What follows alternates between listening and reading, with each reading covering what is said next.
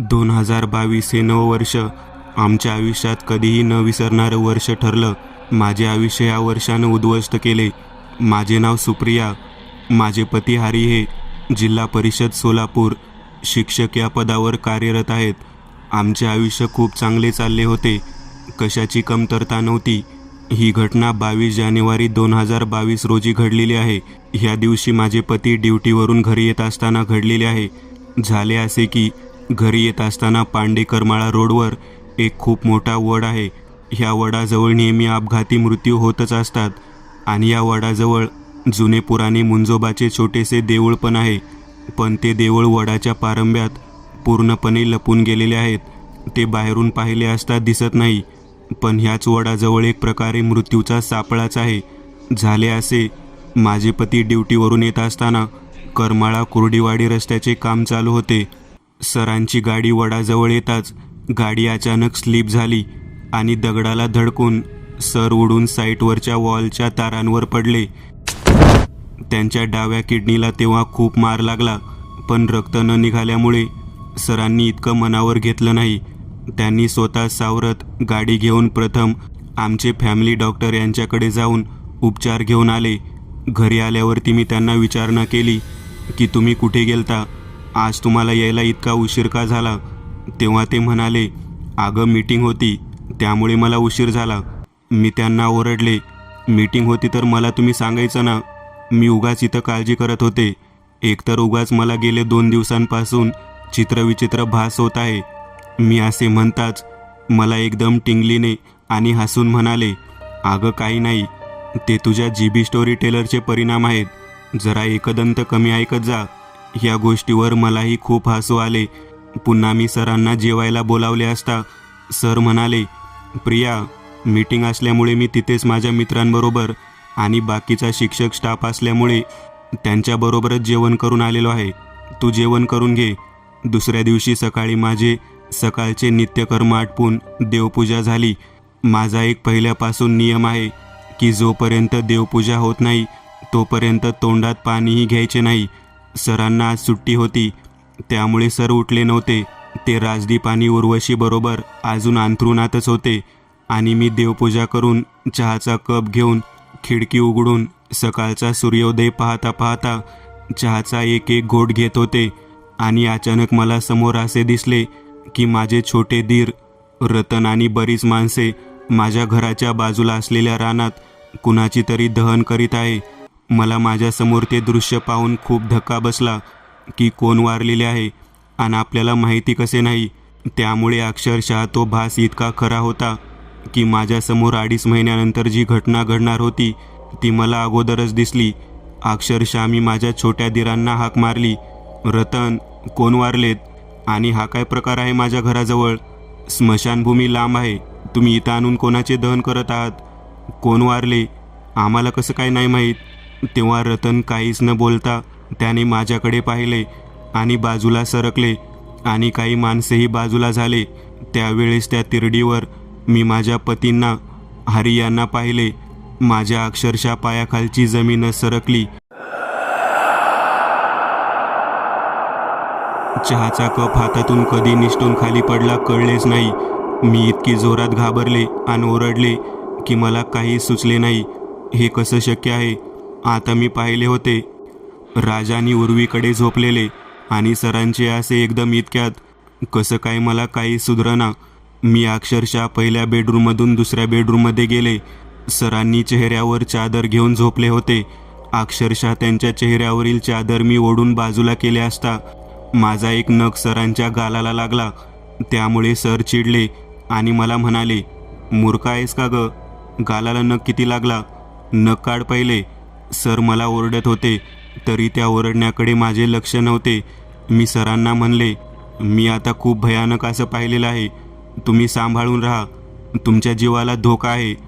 तुमच्याबरोबर काहीतरी अघटित घडणार आहे. स्वतःची काळजी घ्या. मग सर अजून मला ओरडले आणि त्याच्यावरनं आमचं भांडण झालं. सर म्हणाले, मूर्खपणा आहे बाकीचा, काय नाही. दिवसभर काही बी विचार करत बसते त्यामुळे तुला असं दिसलं असेल. मूर्खासारखं काही बी बडबडू नको. मीही त्यांचा राग बघून शांत झाले पण त्या दिवसापासून मी सरांची खूप काळजी घेऊ लागले. सर तासात 2 तासात किंवा घरी आले नाही किंवा फोन आला नाही तर मी त्यांना लगेच कॉल करत होते. पण माझ्या सरांचा स्वभावही खूप चांगला होता. ते खूप शांत आणि संयमी होते. मी त्यांना फोन केला की मला म्हणायचे, प्रिया काळजी करू नको, मी आहे व्यवस्थित. किती काळजी करतेस? नको करू, मी व्यवस्थित आहे. अचानक सरांचे जेवण्याचे प्रमाण खूप कमी होत चालले होते. सरांना एका टायमाला 3 ते 3.5 चपात्या लागायच्या. पण सरांचे अचानक 3 ते 4 दिवसात त्यांचं जेवण एका चपातीवर आलं होतं. मी सरांना म्हणालेही, तुम्हाला काय त्रास होतो का?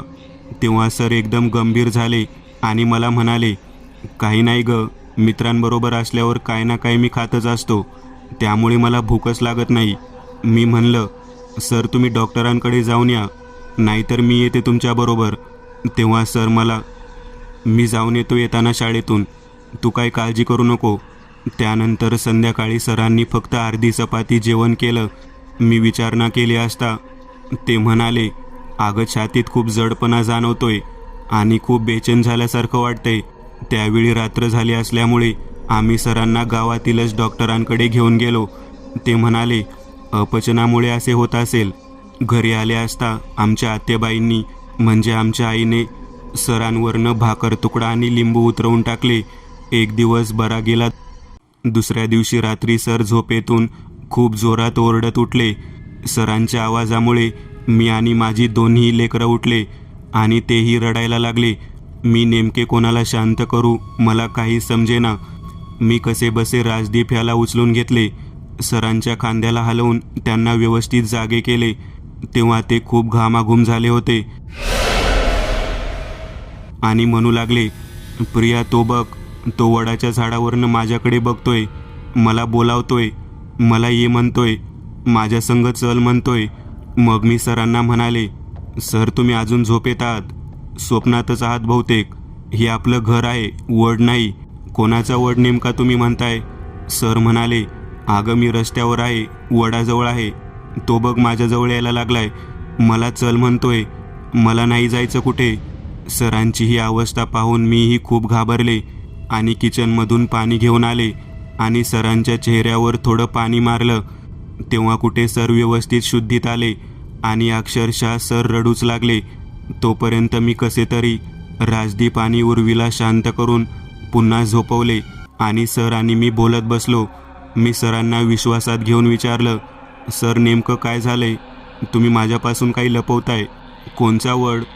तुम्ही किती घाबरला? तेव्हा सर म्हणाले, प्रिया त्या दिवशी शाळेतून येताना मी वडाजवळ येताच गाडी स्लिप होऊन पांड्याजवळील मोठा वड नाही का, तिथं मी जोरात पोटावर डाव्या साईडला पडलो. तेव्हापासून माझ्या पोटातही दुखते आणि चित्रविचित्र भास पण होतात. असं वाटतंय सतत कोण ना कोण माझ्या आजूबाजूला वावरतंय आणि स्वप्नही खूप भयानक अशी पडतात. मला काय करू काही समजत नाही. तेव्हा मी सरांवर ओरडले. मी म्हणाले होते ना सर की तुम्ही काळजी घ्या, पण तुम्ही मला त्या दिवशीच का नाही सांगितलं? आपण उद्या कमलाई म्हणजे श्री कमला भवानी माता करमाळाला जाऊया. आमचे दुसरे धीर कुमार काळे सर हेही ZP शिक्षक आहेत. त्यांचे आमचे बऱ्यापैकी जमत होते. सरांचे भाऊही आणि सगळ्यात चांगले मित्रही. मी 10:30 वाजता कुमार सर आणि उर्मिला यांना फोन लावला आणि रात्रीचा घडलेला सर्व प्रकार सांगितला. मग तेव्हा ते म्हणाले, तुम्ही तुमचं उरकून ठेवा, मी तुम्हाला घ्यायला येतो. तुमच्याबरोबर आमचेही देवीचे दर्शन होईल. आम्ही उरकण्याच्या तयारीत असताना सर लघवीसाठी बाथरूममध्ये गेले असता सरांच्या लघवी वाटे रक्त चालू झाले. तर अक्षरशः इतक्या जोरात ओरडले की आम्हाला काही समजलेच नाही. मी पळत जाऊन पाहते तर काय, सरांच्या लघवी वाटेला रक्ताची धार चालू झालेली. आम्हाला काही समजलेच नाही. आम्ही सरांना अक्षरशः लघवीच्या जागेला धरून टॉवेल गुंडाळून घरात आणून बसवले आणि पटकन कुमार सरांना फोन केला, तुम्ही कुठे आहे, तुम्ही लवकर या. आणि झालेली परिस्थिती त्यांना सांगितली. सर आडवे झाल्यानंतर रक्त यायचे थांबले. तोपर्यंत मी बाथरूम धुवून काढले आणि सरांनाही स्वच्छ केले आणि आमच्या आईंनाही बोलावून आणले आणि झालेला सर्व प्रकार सांगितला. तेव्हा तीही बिचारी खूप घाबरली. तिला काय करावे ते समजेना. तेव्हा मीच म्हणालो, आई काही घाबरू नका, सरांना काही होणार नाही. आपण घेऊन चाललेलो आहे ना त्यांना दवाखान्याला. कुमार आणि उर्मिला पण येत आहेत. तोपर्यंत आम्ही घरातील सर्व आवराआवर करून ते दोघे येईपर्यंत वाट पाहत बसलो होतो. कुमार आणि उर्मिला आले आणि आम्ही सरांना घेऊन करमाळा येथील हॉस्पिटल फॅमिली डॉक्टर लावण्य यांच्याकडे घेऊन गेलो. त्याने प्रथम उपचार केले आणि सरांची कोरोना टेस्ट केली. त्यामध्ये सर कोरोना पॉझिटिव्ह निघाले आणि सरांचे तात्पुरते लघवी वाटे येणारे रक्त थांबवले आणि आम्हाला काही समजेना. तेव्हा माझे पप्पा यांना मी खूप घाबरून फोन केला, पप्पा सरांना कोरोना झाला आहे आणि शिवाय त्यांच्या लघवी वाटेत रक्तही निघत आहे. डॉक्टरांनी तात्पुरतं औषध देऊन रक्त थांबवलेलं आहे. डॉक्टर म्हणतायत की त्यांना तातडीने पोटविकार तज्ज्ञ यांच्याकडे ॲडमिट करावे लागेल आणि शिवाय कोरोना पेशंट असल्यामुळे त्यांची विशेष काळजी घ्यावी लागेल. पप्पा मला कोणताही चांगला डॉक्टर माहीत नाही. मी काय करावे मला काही समजत नाही. मग मला पप्पांनी धीर देत म्हणाले, तो हरीला घेऊन तातडीने सोलापूरला निघ. मी तुला पुढील 1 तासात पोटविकार आणि कोरोना तज्ज्ञ यांचा पत्ता देतो. त्यावेळेस पुढील 1 तासात पप्पांनी विनीत हॉस्पिटल सोलापूर येथील पत्ता दिला आणि त्या पत्त्यावर सरांना 1 फेब्रुवारी 2022 रात्री 11:15 वाजता ॲडमिट केले. दुसऱ्या दिवशी सकाळी मी जेव्हा सरांना भेटायला जात होते तेव्हा मला कॉरिडॉरमध्ये जिन्यावरती एक काळी आकृती माझ्या समोर उभी राहिलेली दिसली. पण मी त्याकडे म्हणावे तेवढे लक्ष दिले नाही. त्याला पाहून न पाहिल्यासारखं केले. आणि हो, एक सांगायचे राहिले, माझ्या दोन्ही डोळ्यात कुरुंज आहे, त्यामुळे मला वाईट शक्ती भूतप्रेत दिसतात. मी असेच त्या काळ्या आकृतीकडे दुर्लक्ष केले आणि सरांना भेटावयास त्यांच्या रूममध्ये गेले. तिथले दृश्य पाहून मी खूप हादरले. तिथे खाटेवर ते सर ॲडमिट होते. त्यांच्या बाजूलाच दुसरे सर उभे होते. मला एक व्यक्ती 2 जागेला दिसत होता, एक खाटेवर आणि एक कोपऱ्यावर. सर तर खाटेवर आहेत, मग हे दुसरे कोण आहेत? मी त्यांच्याकडे पाहत होते, पण ते माझ्याकडे पाहून ना बोलत होते ना बघत होते, फक्त माझ्याकडे ते एकटक पाहत होते.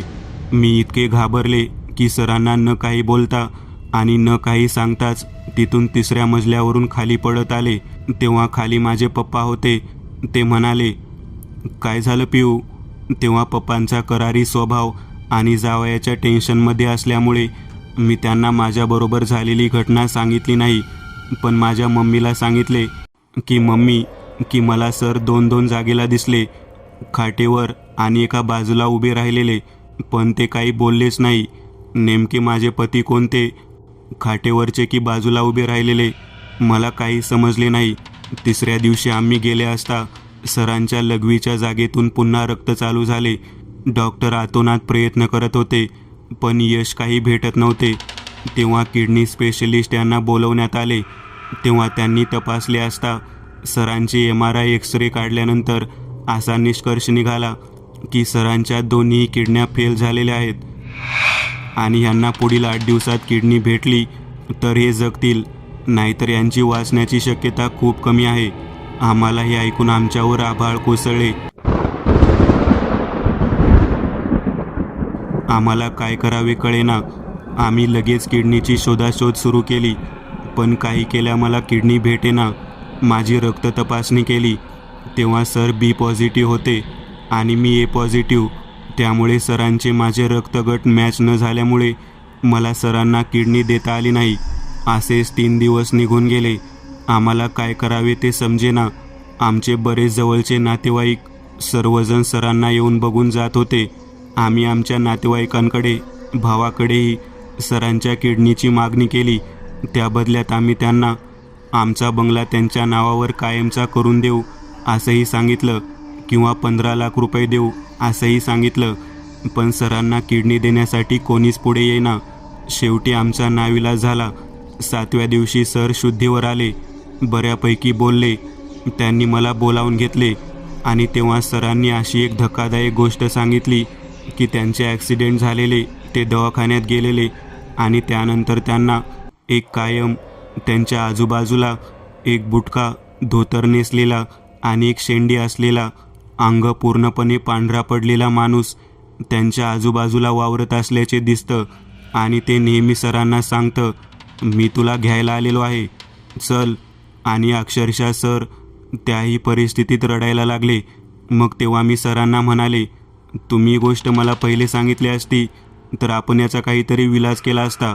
आता हे कायचं काय होऊन बसले आहे.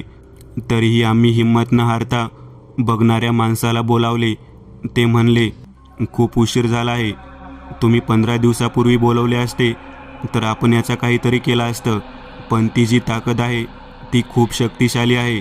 माझ्या हात न होणे शक्य नाही. दुसऱ्या दिवशी पुन्हा सरांची तब्येत बिघडली आणि डॉक्टर सूर्यवंशी सर यांनी हात वर केले. त्यावेळी आमची पूर्ण भावकी आणि आम्ही मिळून सरांना 9 फेब्रुवारी 2022 सोलापूर रुग्णालय येथे भरती केले. तेथे गेल्यावर सरांना कोरोनामुक्त करण्यात आले. त्यानंतर सरांच्या किडनीवर उपचार सुरू झाले. 1.5 महिना सर अश्विनी रुग्णालय सोलापूर येथे ॲडमिट होते. त्या काळात सरांचे 3 ऑपरेशन झाले. त्यांच्या किडनीत रॉड टाकून पाहिले पण काही उपयोग झाला नाही. डॉक्टर किरण मोरे हे त्यांना ट्रीटमेंट करत होते.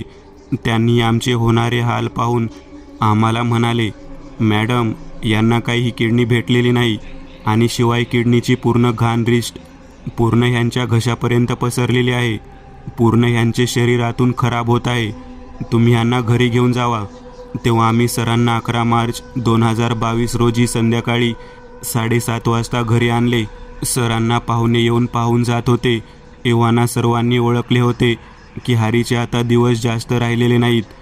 सर्व शिक्षक, करमाळा तालुक्यातील सर्व शिक्षकांनी आम्हाला खूप मदत केली. पैशाचीही, आर्थिक, मानसिक खूप मदत केली. पण कुणाच्याच मदतीला यश आले नाही. घरी आणून 3ऱ्या दिवशीपासून सर मला कुठे जाऊ देत नव्हते.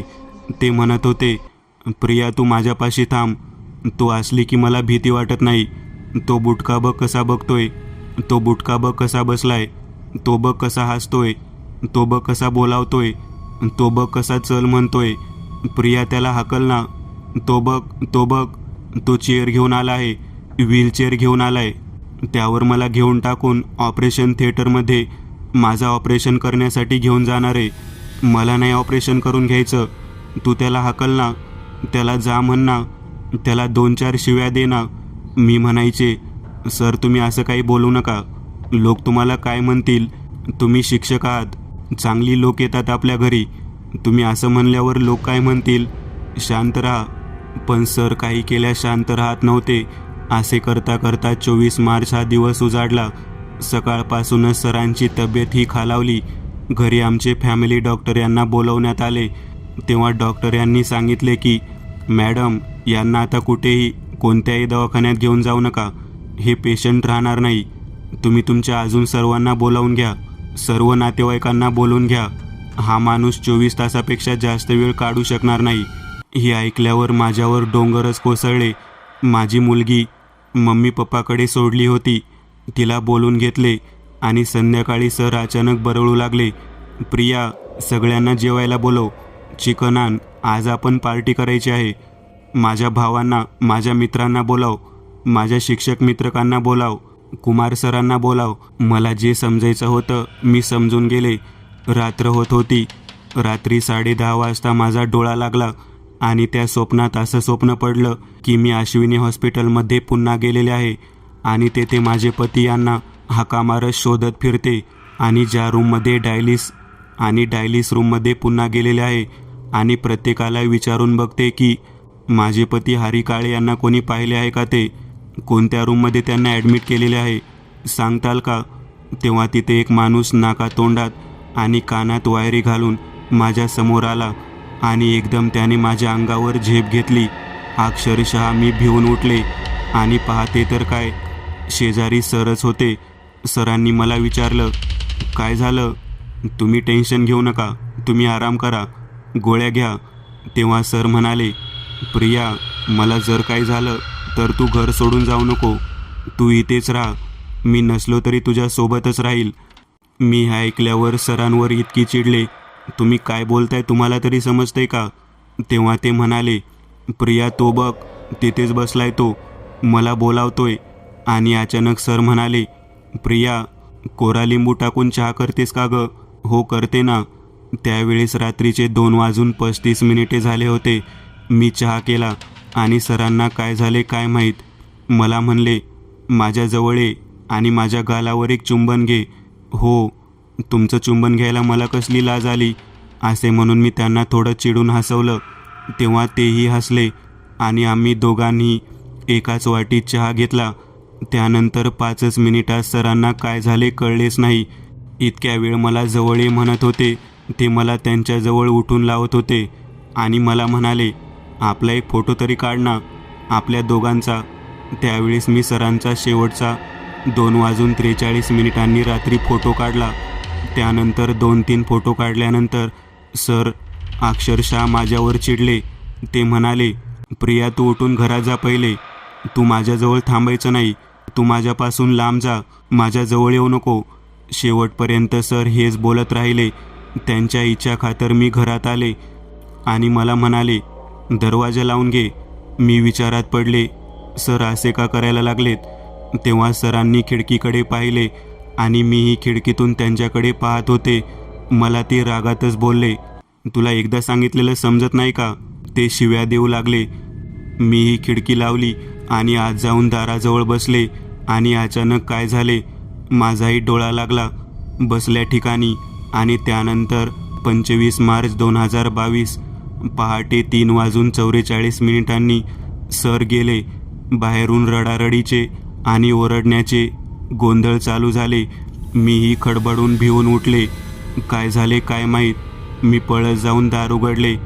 पाहते तर काय, सर मला केव्हा सोडून गेले होते आणि सरांचे दोन्ही डोळे सताड उघडे होते. सरांनी मरताना इतकं काय भयानक पाहिलं होतं ते मला अजूनही कळलं नाही. इतकं खरं आहे की तो बुटका माणूस कोण, तो मला शेवटपर्यंत समजले नाही. आज सरांना जाऊन 2 वर्ष झाले. त्यांच्या जागेला अनुकंपा तत्वावर नोकरीसाठी ॲप्लिकेशन पण केलेले आहे, पण अजून मला नोकरी भेटलेली नाही. नोकरीसाठी प्रयत्न चालू आहेत. मित्रांनो, आज पुरतं एवढंच. तुम्हाला जर काही गोष्ट आवडली असेल तर नक्की लाईक करा. तुमच्यापैकी बरेचसे जण व्हिडिओ लाईक न करताच पळून जातात, पण हा जर व्हिडिओ तुम्ही लाईक केला तर मला जरा बरं वाटेल आणि असेच भारी भारी व्हिडिओ बनवायची माझ्यात एनर्जी येईल. त्यामुळे नक्की लाईक करा. आणि अजूनही कोणी या चॅनलला सबस्क्राईब केलेलं नसाल तर लगेच सबस्क्राईब करून टाका. आणि बाजूची घंटी ती मात्र दाबायला विसरू नका. देवाची घंटी आहे ती. चला तर मग पुन्हा भेटूया अशीच एक आगळी वेगळी गोष्ट घेऊन पुढच्या